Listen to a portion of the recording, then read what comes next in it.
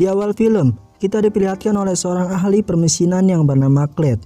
Ia tinggal bahagia bersama istri dan anaknya. Di hari itu, Clyde dikejutkan dengan kedatangan seseorang di rumahnya, yang dia kira adalah tamu yang akan berkunjung ke rumahnya. Namun betapa terkejutnya, ternyata orang tersebut adalah perampok yang langsung memukul Clyde hingga pingsan. Yeah.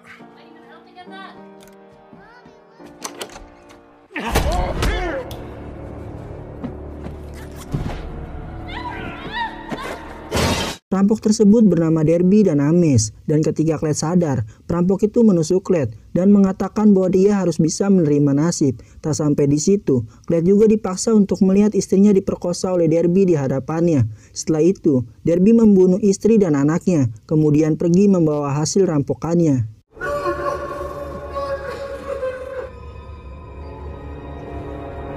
Beberapa hari setelahnya, Derby dan Ames berhasil ditangkap, bahkan telah masuk ke persidangan. Kasusnya itu ditangani oleh pengacara Clyde yang bernama Nick. Namun ketika Nick bertemu dengan Clyde, Nick mengungkapkan bahwa dirinya kesulitan mencari bukti untuk menjerat kasus Derby. Bahkan terburuknya, dua pelaku pembunuh tersebut bisa divonis hukuman bebas. Oleh sebab itu, Nick terpaksa membuat kesepakatan atau bargaining untuk melimpahkan kejahatan Derby ke Ames agar Ames dapat dihukum mati. Sedangkan Derby hanya mendapatkan kurungan 5 tahun. Hal itu Nick lakukan agar Clyde setidaknya mendapatkan keadilan dari hukum yang cacat itu. Mendengar itu, Clyde memohon kepada Nick agar tidak melakukan kesepakatan mahkota tersebut. Menurutnya, hukuman Derby tidak setimpal dengan apa yang telah diperbuat. Sayangnya, bukti terkait juga tidak dapat ditemukan. Oleh karena itu, Clyde harus menerima kenyataan tersebut. Nick, both of them are guilty, especially. That is what you can prove in court. Keesokan harinya, hasil persidangan pun ditetapkan. Dari hasil tersebut, Ames dihukum mati, sedangkan pelaku sebenarnya atau Derby hanya dipenjara 5 tahun. Dan hal itu yang membuat Derby dan pengacaranya merasa bahagia. Bahkan Derby mengatakan kepada Nick bahwa dia harus bisa menerima nasib. Sebenarnya, Nick ingin sekali memenangkan kasus ini, namun di satu sisi, ia tidak cukup bukti untuk menjerat Derby.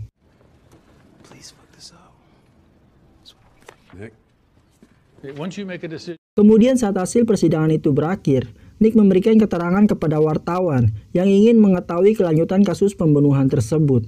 Namun lagi-lagi, Derby menghampirinya dan itu yang membuat Nick kesal. Derby mengatakan bahwa ia mengucapkan terima kasih karena tidak mengajukan banding lagi. Sementara di satu sisi, Clyde yang kecewa dengan hasil persidangan melihat Nick sedang berjabat tangan oleh Derby. Dia mengira bahwa Nick sedang bekerja sama oleh Derby dan itu yang membuat dia kecewa. 10 tahun kemudian, kini Ames menjalani proses hukuman mati. Sebelum eksekusi tersebut, ia mengatakan dengan sejujurnya bahwa dia menyesal telah merampok di rumah Clyde. Dan dia juga mengatakan bahwa dia tidak membunuh istri dan anaknya. Namun ketika eksekusi mati tersebut, Ames merasa kesakitan. Dan itu yang membuat para saksi terkejut. Karena pada dasarnya, alat itu tidak menyebabkan rasa sakit dan membuat penggunanya akan mati tanpa sakit sedikit pun. Namun ternyata, Clyde telah mensabotase cairannya dan membuat Ames tewas mengenaskan.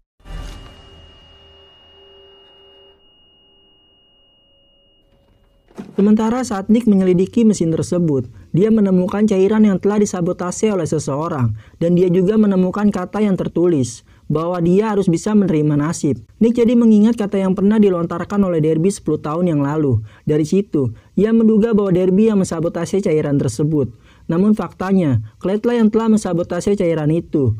Tujuannya agar Derby diburu oleh para polisi.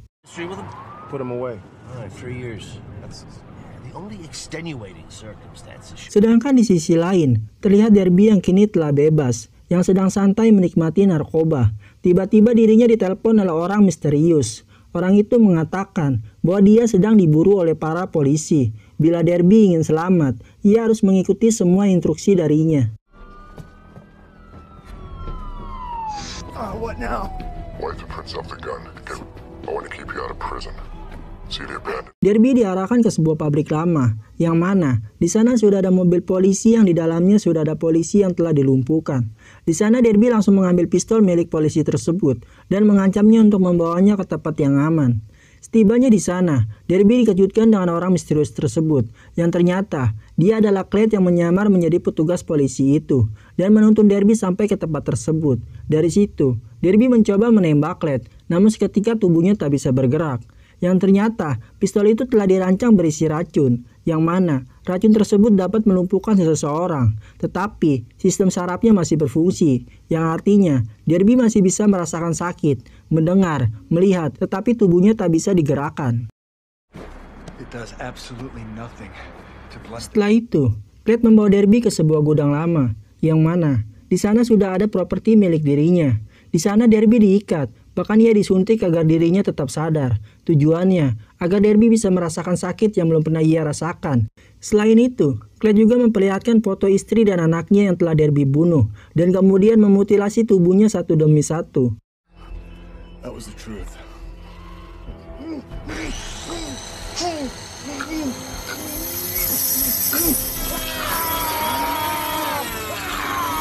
Singkat waktu, kini polisi dan rekannya Nick menemukan jasad Derby yang ditinggal begitu saja oleh Clyde.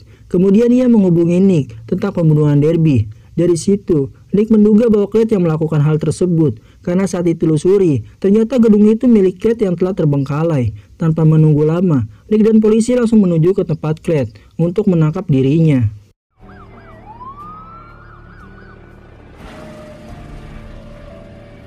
Sedangkan di sisi lain, Clyde tampak santai ketika polisi tiba di tempat dirinya. Bahkan ia sempat melepaskan semua pakaiannya di hadapan polisi. Namun faktanya, Clyde telah merencanakan pembunuhan Derby selama 10 tahun terakhir.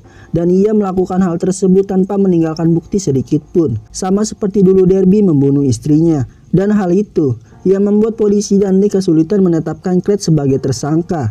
Dan fakta lainnya, Clyde juga mempelajari ilmu tentang hukum. Entah apa tujuannya, dirinya seperti merencanakan sesuatu dari penangkapannya itu. Sementara di ruang interogasi, Nick meminta kepada Clyde untuk mengakui pembunuhan Derby. Namun sebelum itu, Clyde mencoba membuat kesepakatan kepada Nick, sama seperti dulu Nick membuat kesepakatan kepada Derby. Di kesepakatan itu, Clyde tidak meminta untuk dibebaskan, melainkan ia meminta kasur busa untuk dia tidur di dalam selnya. Sebelum kesepakatan itu terpenuhi, Clyde tidak akan mengakui perbuatannya itu. Lantas Nick menolaknya, karena dirinya merasa dipermainkan. Namun Nick dan rekannya juga menyadari bahwa ini adalah kasus pembunuhan yang harus terungkap, dan akhirnya Nick mengikuti permintaannya tersebut.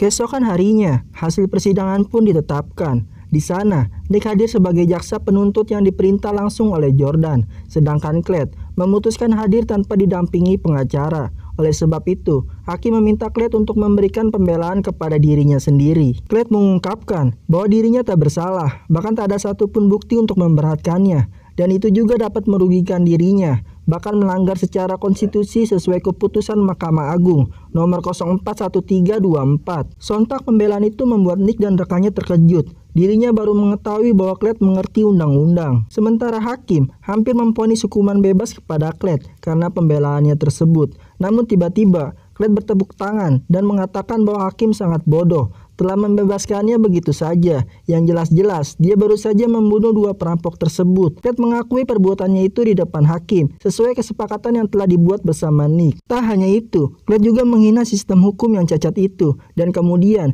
ia dikembalikan ke penjara. And I bet you take it up the fucking ass. Fake. Di ruang interogasi, Clyde merinci perbuatannya itu kepada Nick saat ia membunuh 2 perampok itu, dari memotong bagian tubuhnya hingga ia menukar cairan saat eksekusi mati Ames. Namun tiba-tiba Clyde membuat kesepakatan baru kepada Nick, yang ternyata Clyde telah menculik pengacara Derby, dan bila Nick ingin mengetahui lokasinya tersebut, Nick harus membawakan makanan dan juga musik tepat jam 13 WIB. Where he is. Just bring me my meal at 1 o'clock, Nick.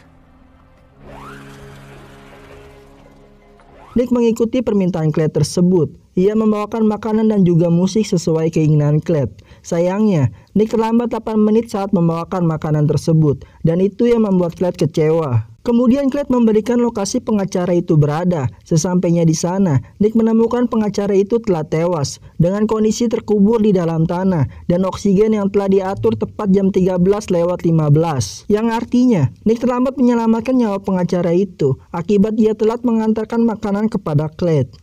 Di penjara sendiri, Clyde tampak asik menyantap makanan itu. Bahkan ia membagi makanan tersebut kepada teman satu selnya.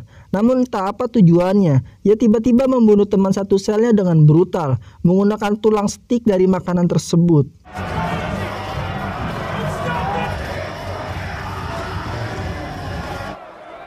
I need a shower right now. Sedangkan di sisi lain, Nick mendapati telepon dari kepala penjara bahwa Clyde telah membunuh teman satu selnya.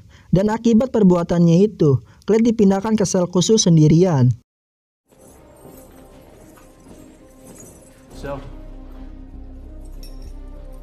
Kembali ke Nick, kini asistennya, Sarah mendapati data tentang rekan kerja Clyde saat ia masih bekerja dulu. Dari situ, Nick dan Jordan mencoba menemui orang tersebut, guna mencari informasi darinya. Di sana terungkap bahwa Clyde bukan orang biasa. Clyde merupakan pembunuh profesional sekaligus ilmuwan yang pernah membantu Chia menghancurkan targetnya. Bahkan dia mampu menciptakan alat berkekuatan tinggi yang dapat menghancurkan musuhnya. Dan orang tersebut juga mengingatkan kepada Nick bahwa setiap tindakannya memiliki rencana di baliknya, terutama saat ia memutuskan untuk dipenjara. Jalan satu-satunya untuk menghentikan Clyde, yaitu membunuhnya.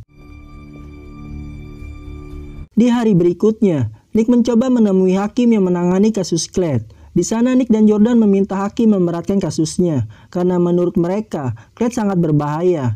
Tak lama dari itu, HP Bu Hakim berbunyi. Ia mencoba menjawab panggilan tersebut. Namun tiba-tiba HP itu meledak tepat di kepalanya dan membuat dia tewas. Hello? Setelah kejadian itu, Nick kembali menemui Clyde. Di sana terungkap bahwa motif Clyde bukan sekedar balas dendam. Dirinya memutuskan dipenjara karena ingin menghancurkan sistem peradilan yang cacat itu, agar suatu saat tidak terulang kembali. Namun di satu sisi, Clyde juga berniat menghentikan kekacauan ini, karena dia percaya bahwa Nick dapat memperbaiki sistem peradilan itu. Tapi sebelum ia menghentikan semua ini, Clyde meminta kepada Nick untuk dibebaskan tepat jam 6 pagi. Kalau tidak, semuanya akan dibunuh. Alright, kill everyone. Kali ini Nick tidak mengikuti permintaannya itu. Ia berniat melawan Clyde. Sebelum itu, Nick meminta kepada Sarah untuk mencari tahu tentang Clyde. Dia menduga bahwa Clyde memiliki tangan kanan untuk melakukan semua aksinya. Berbeda dengan Nick yang mencoba melawan Clyde, sedangkan rekan-rekannya tampak seperti ketakutan akan ancaman Clyde tersebut. Bahkan saking parno dengan ancaman itu, mereka tak pernah berhenti melihat jam dinding yang menunjukkan pukul 6 pagi.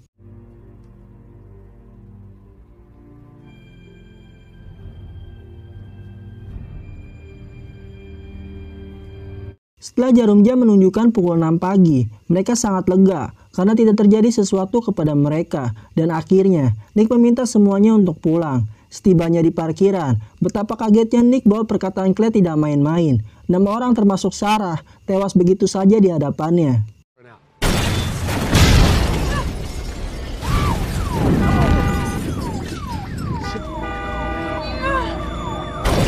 Kejadian itu ternyata didengar di penjuru kota. Bahkan Bu Wali Kota sangat marah kepada Nick dan Jonas karena telah dipermainkan oleh satu narapidana. Sementara di rumah, Nick tampak khawatir bila kejadian yang sama akan menimpa kepada putrinya. Oleh sebab itu, Nick meminta kepada istri dan anaknya berlibur sementara waktu. Dan kemudian Nick menemui Clyde di penjara. Ia sempat mengeluarkan Clyde dari sana, bukan untuk dibebaskan. Justru Nick malah memukulinya karena kesal Clyde telah membunuh 6 orang rekannya.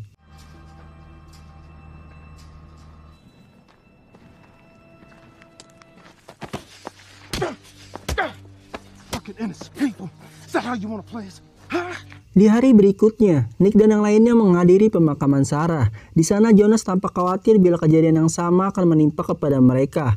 Tetapi Nick mencoba meyakinkan kepada Jonas bahwa kekacauan ini tidak akan terjadi lagi. Namun ketika mereka ingin kembali, tiba-tiba seseorang mengendalikan mini tank dan melakukan penembakan ke arah mobil Jonas, yang membuat Jonas tewas saat itu juga.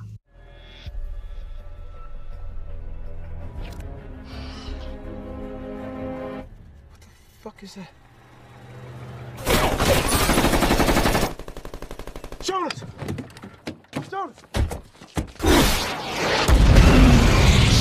Ternyata kejadian itu membuat Nick menyerah. Dia hampir saja mengundurkan diri dari pekerjaannya. Tetapi Bu Wali Kota meminta Nick menggantikan posisi Jonas sebagai jaksa wilayah agar Nick leluasa menghadapi masalah ini. Setelah itu, Bu Wali Kota menugaskan para petugas keamanan untuk mengamankan kota itu dalam 24 jam penuh. Tujuannya agar mempersempit seseorang yang telah membantu Clyde melakukan aksinya. Sedangkan di sisi lain, Nick berhasil mendapati data pembelian properti yang dilakukan oleh Clyde selama 10 tahun terakhir. Tak butuh waktu lama, Nick bersama detektif langsung menuju ke tempat tersebut. Di sana ia mendapati peralatan dan juga bom yang siap digunakan oleh Clyde. Terburuknya, Nick menemukan terowongan yang mana terowongan tersebut menembus langsung ke dalam sel milik Clyde.